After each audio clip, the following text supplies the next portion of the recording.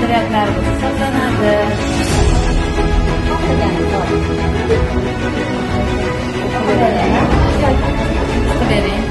Bag'ri keng bo'lish nimaga olib keladi?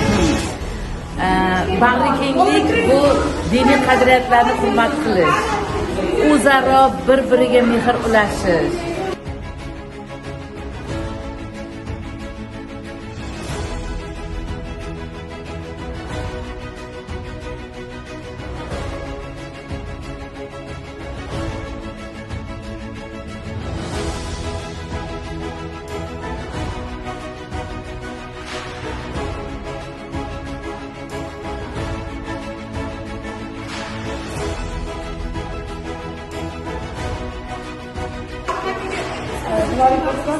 Xalqaro bag'ri kenglik kuni o'shanga bizani o'z fikr va mulohazalaringiz bilan bo'lishingiz savollardan birimiz.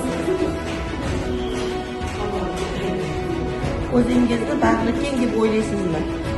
Albatta judayam bag'rim keng, shuning uchun 255-maktabdagi eng bag'ri keng odam men bo'lsam kerak. Rahmat, sog' bo'ling.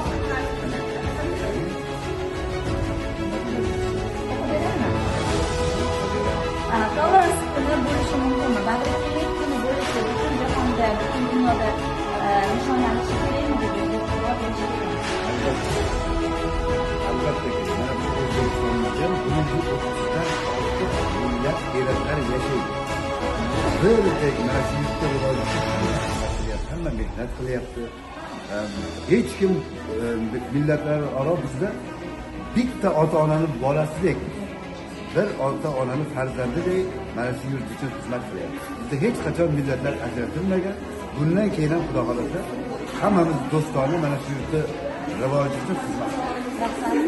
Sog' bo'ling. Rahmat.